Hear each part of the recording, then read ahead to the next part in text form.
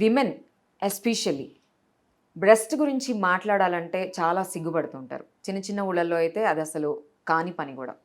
కొంతమందికి సైజ్ చిన్నగా ఉంటే కూడా ప్రాబ్లం, పెద్దగా ఉంటే కూడా ప్రాబ్లం.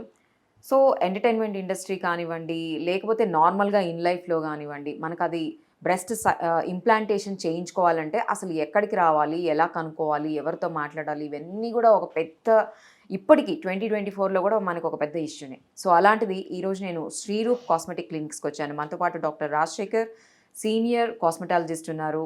ఆయన అడిగి అసలు బ్రెస్ట్ ఇంప్లాంటేషన్ ఏంటి, ఎలా చేసుకోవాలి, ఎవరికి అవసరము, ఇవన్నీ అడిగి తెలుసుకుందాం మనం. Hello doctor. Hello. So first breast implantation అనే వర్డ్ కూడా 2024లో ఓకే సిటీస్ని పక్కన పెట్టేసి ఈ ఎవరైతే సొఫిస్టికేటెడ్ విమెన్ ఉన్నారో వాళ్ళందరినీ కూడా పక్కన పెడితే ఇప్పటికీ దాని గురించి మాట్లాడడం అనేది ఒక పెద్ద విషయమే. అసలు బ్రెస్ట్ ఇంప్లాంటేషన్ అనేది ఎవరికి అవసరము, ఎవరు చేసుకోవచ్చు, ఏ ఏజ్ వాళ్ళు చేసుకోవచ్చు? ఏ విమెన్ అయినా 16 ఇయర్స్ క్రాస్ అయ్యి వాళ్ళకి బ్రెస్ట్ సైజ్ చిన్నగా ఉంది, బాగా చిన్నగా ఉంది, కొంతమంది పెళ్ళి అయ్యాక హస్బెండ్ కంప్లైంట్ చేస్తుండొచ్చు, లేదా వాళ్ళు డ్రెస్ వేసుకుంటే ప్యాడెడ్ బ్రా వేసుకున్నా కూడా దే ఆర్ నాట్ హ్యాపీ అన్న వాళ్ళకి సైడ్ ఎఫెక్ట్ లేకుండా, బ్రెస్ట్ టిష్యూని పాడు చేయకుండా, బ్రెస్ట్ టిష్యూని ఇన్వాల్వ్ చేయకుండా చిన్ని కట్తో ఐదర్ యాక్సిలరీ ఏరియా ఇక్కడ కట్ట లేకపోతే ఇక్కడ కట్తోన ఇన్విజిబుల్గా ఎలా అప్రోచ్ అయ్యి ఇంప్లాంట్ పెట్టాలి అనే దాంట్లో శ్రీరూప్ కాస్మెటిక్ క్లినిక్స్లో ఏంటంటే మనం ఇంప్లాంట్ పెట్టేది బ్రెస్ట్ గ్లాండ్ వెనకాలంటే పెక్టోలిస్ మేజర్ ఒక మజిల్ ఉంటుంది, కండ పైన కొవ్వుతో పాటు బ్రెస్ట్ కణాలతో పాటు మిల్క్ డక్ట్స్తో పాటు ఉండేది పైన బ్రెస్ట్ టిష్యూ.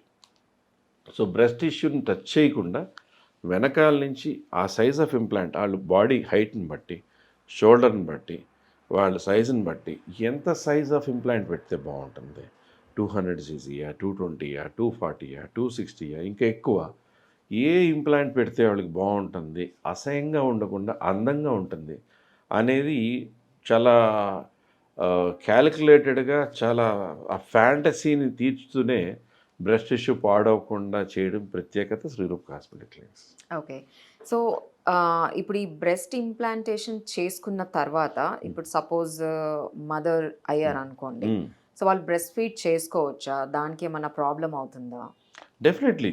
మనం బ్రెస్ట్ గ్లాండ్ టచ్ చేయట్లేదు.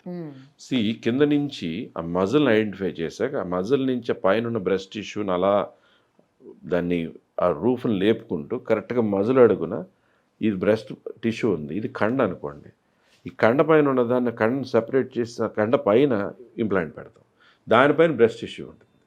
సో ఫ్యూచర్లో వాళ్ళకి మిల్కింగ్ చేయాలి, మిల్క్ డక్ట్స్, లాక్టిబ్రెస్ డక్ట్స్ అని అంటాం, అది అవి యాక్టివ్గా ఉన్న పిల్లలకి ఫీడ్ చేయాలన్నా దానివల్ల ఎటువంటి ఇబ్బంది ఉండదు. ఒకవేళ వాళ్ళకి బై ప్రెగ్నెన్సీ బ్రెస్ట్ సైజ్ బాగా పెరిగిపోయింది అనుకోండి, అప్పుడు వద్దు అనుకుంటే ఇంప్లాంట్ తీయించేయచ్చు. ఇంప్లాంట్ అనేది పర్మనెంట్గా మీ బాడీలో ఉండిపోతుంది. అది సిలికాన్ జెల్తో ఉండేది. ఇదివరకు సెలైన్ ఇంప్లాంట్స్ అని వచ్చినాయి, silicon gel implants, Chinese implants అని రకరకాల ఇంప్లాంట్స్ ఉంటాయి.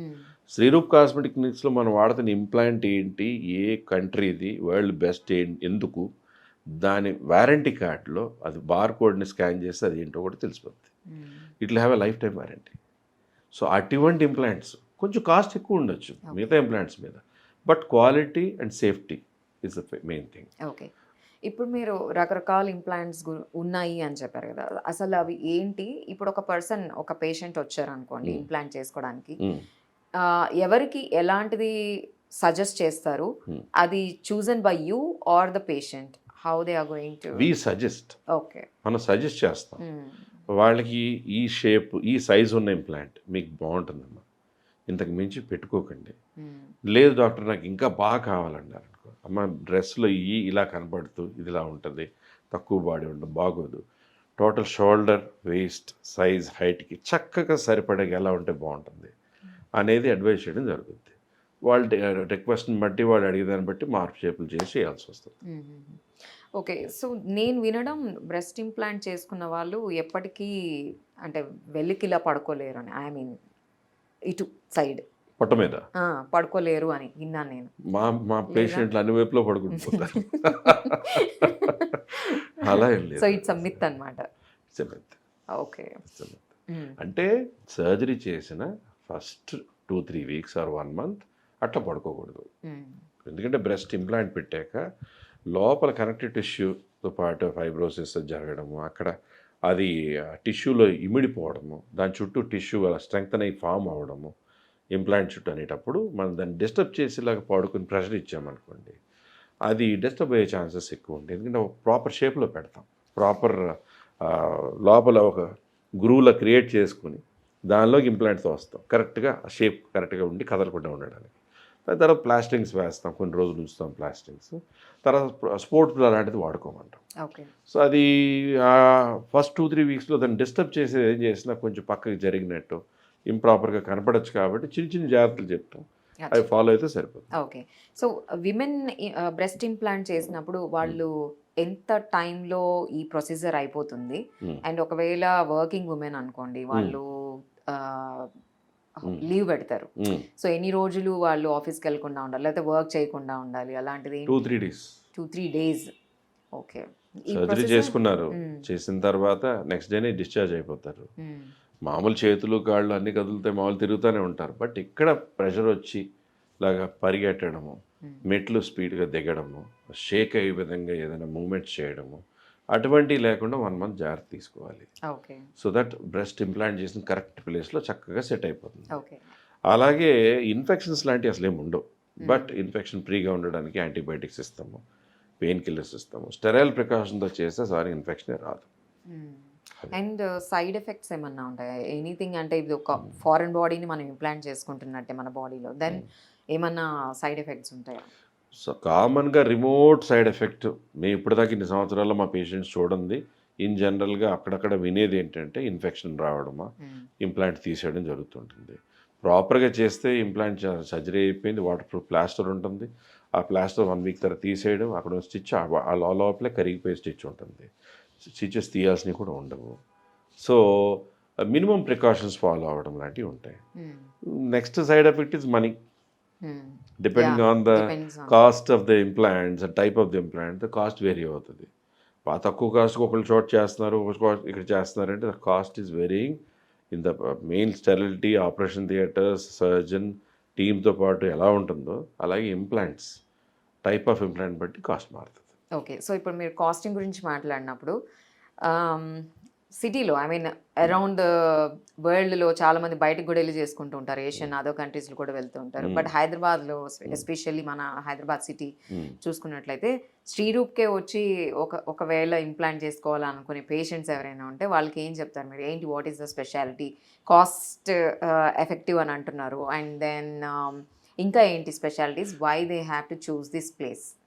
See, first thing is proper team of surgeons, proper surgical area, sterile operation theaters, the best implants ఇక్కడే దొరుకుతున్నప్పుడు, ఇక్కడే చేసుకుని 1 day ఇంటికి వెళ్ళిపోగలిగినప్పుడు, why do you want to travel all the way to some country and get it done? After all, చేసిన పని అక్కడ చేస్తున్నారు. If the skill is the same, the result is the same. Implants quality, surgical sterility is what is important there. Okay. That's all. And one last suggestion for the women, only entertainment ఇండస్ట్రీనే కాకుండా ఎలాంటి వాళ్ళు అసలు breast ఇంప్లాంటేషన్కి వెళ్ళొచ్చు?